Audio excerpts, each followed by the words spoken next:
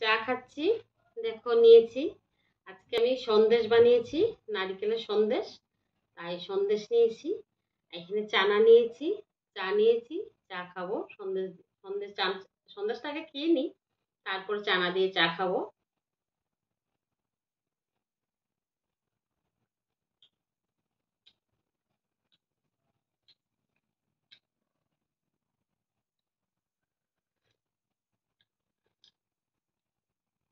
তোমরা নিশ্চয়ই এত সময় চা খেয়েছো।